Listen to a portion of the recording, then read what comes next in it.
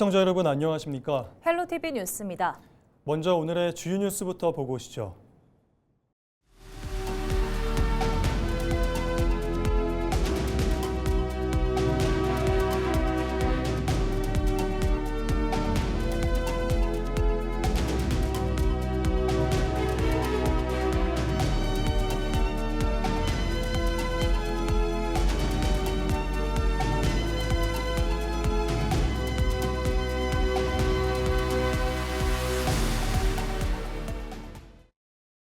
(6.3) 지방선거 사전투표 첫날인 29일 전북 지역 투표소에는 이른 새벽부터 유권자들의 발길이 이어졌습니다.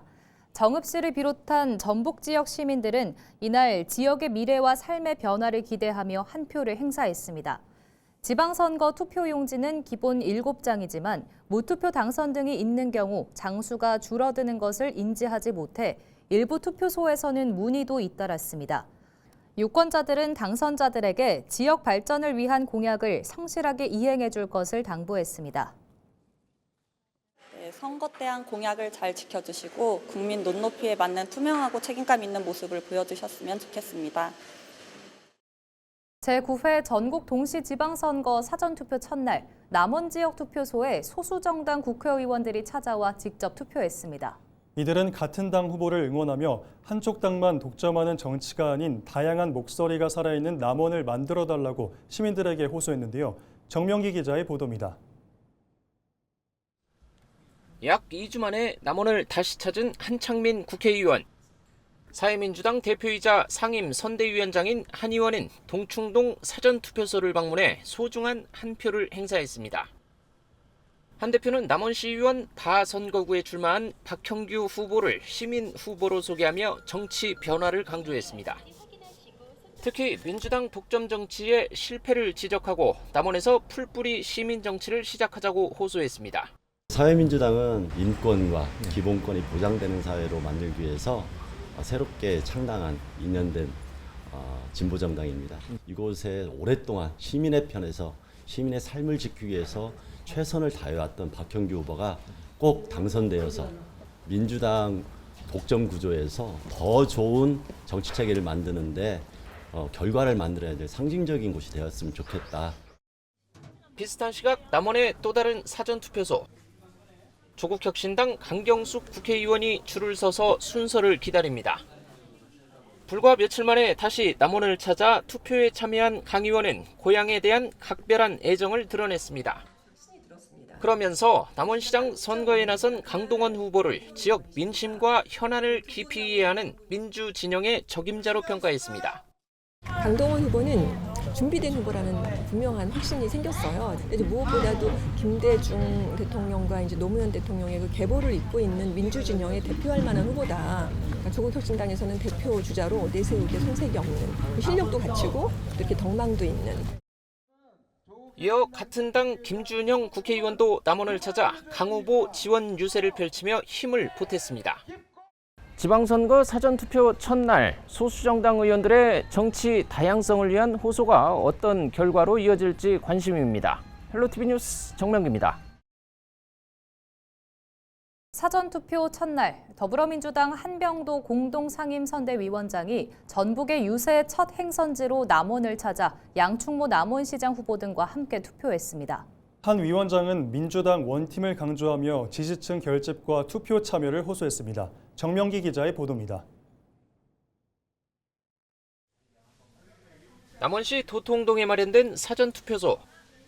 민주당 한병도 원내대표 겸 공동상임선대위원장과 박희승 국회의원, 양충모 남원시장 후보가 함께 모습을 드러냈습니다. 기표소에서 투표를 마친 한 위원장은 용지를 투표함에 넣으며 소중한 한 표를 행사했습니다. 한 위원장은 남원을 전북 유세 첫 일정으로 선택할 만큼 이번 선거의 중요성을 강조했습니다. 중앙정부와 지방정부가 민주당 원팀으로 뭉쳐야 지역의 산적한 현안을 해결할 수 있다며 지지를 호소했습니다.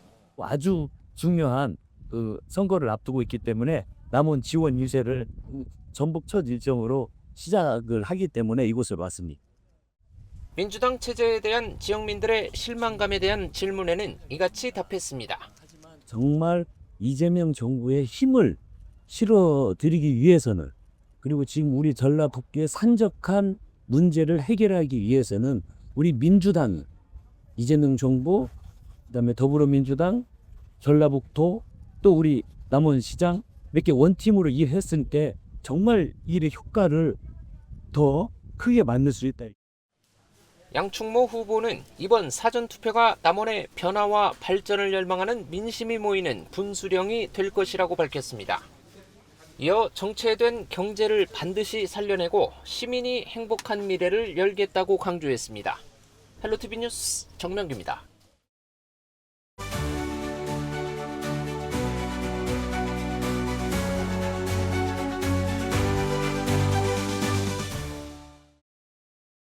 (6.3) 지방선거를 앞두고 LG엘로비전 전북방송이 우리 지역 출마자들을 만나보는 시간을 마련했습니다. 오늘은 전북특별자치도 교육감 선거에 출마한 천호성 후보를 김남호 기자가 만나봤습니다. 6월 3일 치러지는 지방선거에서 전북 교육을 이끌어갈 인물은 누가 될지 유권자들의 관심이 모아지고 있습니다. 전북특별자치 도교육감 선거에 나선 천호성 후보 이야기 들어보겠습니다. 안녕하십니까. 네, 반갑습니다.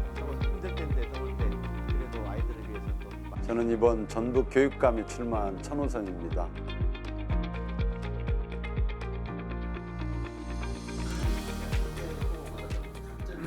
출마 계기를 한마디로 말씀드리기는 쉽지는 않지만 전북은 지금 교육의 관점에서 본다면 굉장히 어렵습니다.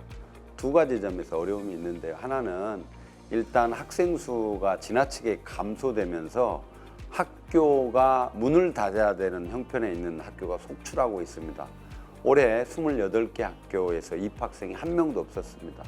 그리고 14개 학교에 통합 또는 폐교를 예정하고 있습니다. 학교 밖이 이렇다라고 하면 학교 안에를 들여다보면 그 공동체 구성원들 간의 신뢰가 완전히 무너졌다라고 볼 수 있습니다. 선생님들하고 학부모들하고 아이들, 이 3자의 구도가 교육의 주체를 이루고 있는 구성원들인데 이 각각의 깊은 신뢰가 있어야만이 교육은 성립할 수 있는데 신뢰관계가 무너져서 많은 부분이 사법화, 즉 학교 안에서 해결되지 못하고 법으로 가고 있는 이런 현실 때문에 이것을 해결하고자 교육감에 출마를 했습니다. 저는 이제 큰 공약으로 두 가지를 제시했습니다. 첫 번째가 기초학력 책임을 보장하겠다. 또 하나가 맞춤형 진학 진로 교육을 책임지겠다. 사실 기초라고 하는 것은 우리 삶의 터전을 만드는 것으로서 기초 학력, 기초 생활 습관, 기초 태도 여러 가지 것들을 포함하고 있는 자기관리 능력까지 포함하고 있는 중요한 부분을 제가 기초 학력으로 이렇게 세팅을 했고요. 또 하나는 학교가 아이들이 진학과 진로라고 하는 것을 쭉 찾아갈 수 있는 게 일반 보통 교육의 프로그램입니다. 그래서 초등학교 때는 진학이나 진로를 체험하고 중학교 때는 탐색하고 그리고 고등학교 때는 이제 선택하고 결정하는 그런 두 가지 축을 가지고서 지금 그 교육 공약을 제시했고 그런 방향으로 전북 교육을 이끌 생각입니다. 저는 실현 가능성이 높다고 생각합니다. 우리 지역에 사람이 없으면 지역은 다 소멸하게 되겠죠. 그래서 우리 지역에 사람이 들어올 수 있는 방안을 찾아야 됩니다. 그 중에 하나를 저는 농촌 유학으로 선택을 했고 그 농촌 유학이 장기적이며 지속적이며 체계적인 유학이 되려면 즉 다시 말해서 그냥 와서 잠시 교육만 받고 떠나는 게 아니라 때에 따라서는 이 지역에서 정주할 수 있는 사람들까지 만들어지려면은 그걸 체계적으로 관리할 시스템이 필요하고 그 시스템 중에 하나가 바로 유학센터인 것입니다. 그래서 유학원 또는 유학센터 이런 형태로 가칭이긴 하지만 그렇게 만들어서 체계적인 농촌 유학을 준비하고 지원할 생각입니다. 그러니까 교육이라고 하는 게 지금 우리 삶에 있어서 어마어마하게 중요한 그 어떤 역할을 하는 거잖아요. 한 개인의 관점에서도 그렇고 사회의 관점이나 국가의 관점에서도 바로 교육력이 국가의 경쟁력이 되기 때문에 그렇습니다. 그래서 공교육의 이 부분을 우리는 지금 우리나라는 사교육이 굉장히 활성화되어 있는데 책임이라고 하는 관점에서 보편적이라고 하는 관점에서 공교육의 책임성을 강조하고 있습니다. 그래서 이제 우리가 과거에는 부모가 이걸 다 떠안고 아이들을 키웠잖아요. 그런데 이제 누가 낳든 어디서 낳든 우리 대한민국 안에 있는 아이들은 국가와 사회가 키워야 된다. 그래서 이제 학교라고 하는 것이 단순하게 교육만 있는 것이 아니라 돌봄도 있고 급식도 있고 체험도 있고 이런 것들이 복합적으로 이루어지면서 물론 복지를 포함해서 아이들이 지속적이고 정상적으로 성장해가는 어떤 통로로서의 학교 교육이 그런 역할을 해야 되지 않을까 그렇게 봅니다.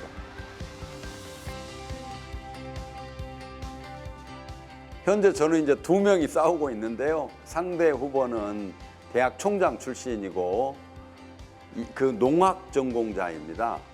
그런데 저는 사대를 졸업하고 교사를 15년 했고 그리고 지금 교대에서 수업 연구하면서 지금 초등학교 선생님들 기르고 있는 교육학 정통, 교육학 전공자입니다.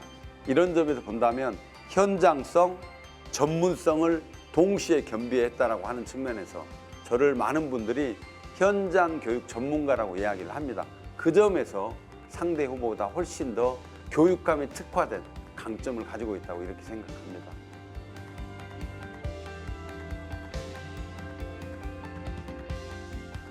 네, 교육의 관점에서 보면 참 어려운 점이 너무 많습니다. 우리 아이들 정서 심리 상태가 많이 불안해요.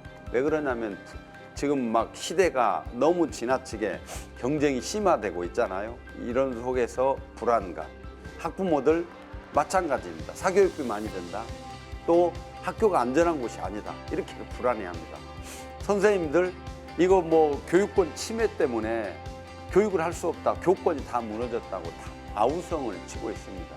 저는 교육 공동체의 구성원들 간의 신뢰를 회복해서 뭔가 이게 새로운 교육의 시스템을 잘 만들어 가야 될 숙제를 안고 있는데 제가 교육감이 돼서 우리 공동체 구성원들이 환호성 지를 수 있는 그런 교육을 한번 만드는 그런 꿈을 갖고 있는데요.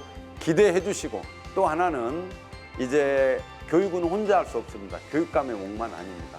학부모님들, 선생님들, 또 지역사회 유관 단체들, 또 심지어는 지역에서 함께 살아가는 교육 공동체 구성원들의 도움을 받으면서 우리 아이들은 성장해 갑니다. 그래서 우리 아이들에게 따뜻한 눈길, 사랑의 눈길 보내주시면서 그들과 함께 손잡고 어깨 또닥이면서 그렇게 교육을 만들어가고 싶습니다. 기대에 부응하는 교육 정책 안들 네. 마련되기를 좀 기대해 보겠습니다. 네, 감사합니다. 여기까지 듣겠습니다. 예, 고맙습니다. 전북특별자치도 선거관리위원회는 제9회 전국 동시지방선거 후보의 재산 축소 신고 공고문을 투표소 입구에 붙이기로 했습니다. 전북선관위는 더불어민주당 권익현 부안군수가 재산을 축소 신고한 사실을 확인했다고 29일 밝혔습니다. 이에 따라 선관위는 이를 알리는 내용의 공고문을 부안 지역 사전투표소와 선거 당일 투표소 입구에 붙이기로 결정했습니다. 남원시 의원 바선거구에 출마한 무소속 김지연 후보가 남원시의 정치를 바꿔달라며 지지를 호소했습니다.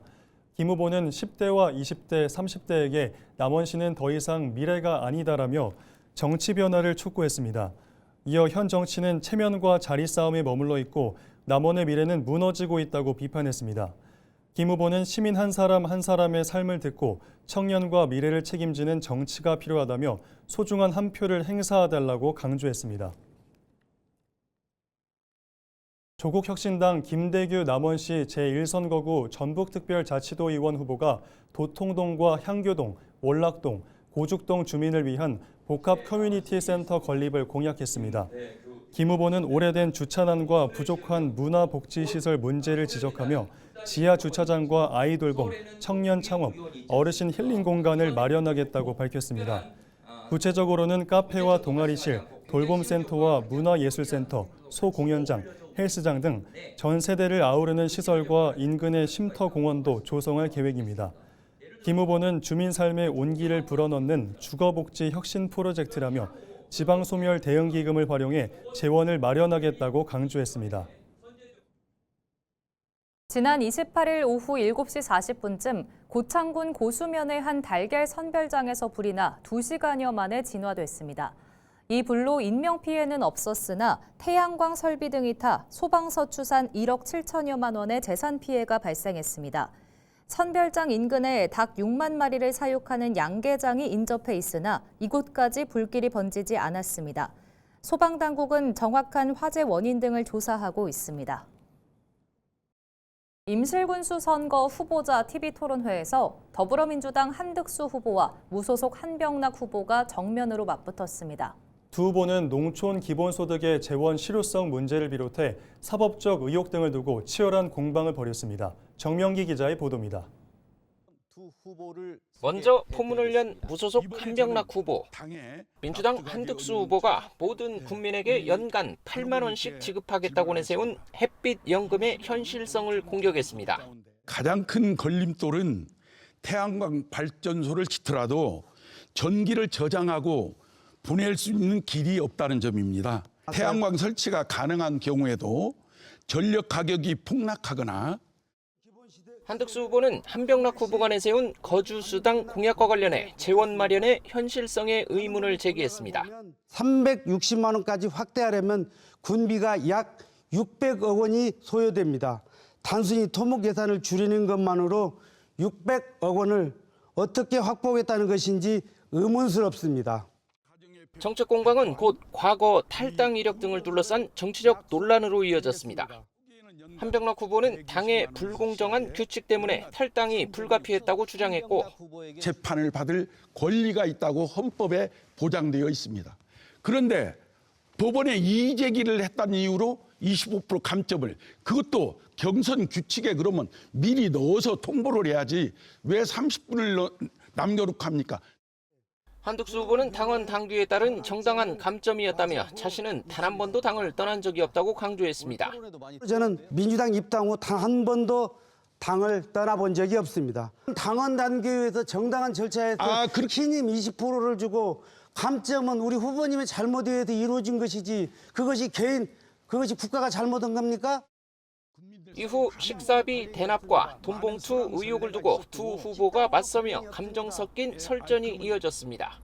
이 사건에 대해서는 곧 진상이 밝혀질 거라고 생각하고 그렇게 떳떳하시면 내일이라도 기자회견 하셔가지고 조속히 수사를. 아니 왜 제가 기자회견 합니까? 죄가 없는데 그런 일도 없을 뿐더러 죄도 없을 뿐더러 중앙당 윤리감찰을 통해서 문제가 없다고 확인되기도 했습니다. 토론회에 함께하지 못한 무소속 정인준 후보는 후보자 연설회를 통해 지역 불균형 해소와 관광, 복지, 의료 기반 시설 확충 등을 통해 모두가 골고루 잘 사는 임시를 만들겠다고 약속했습니다. 또 성장 폐위와 행복 배당금, 무상교통 서비스 등 여러 공약을 제시하며 현장에서 답을 찾는 진짜 일꾼이 되겠다고 말했습니다. 저들이 국회의원 눈치 보고 정당 눈치 보며 줄 서기에 바쁠 때 저 정인준은 국민의 눈으로 바라보고 국민의 귀로 듣고 국민의 입으로 말하며 국민의 생각으로 군정을 실천하겠습니다. 헬로티비 뉴스 정명기입니다.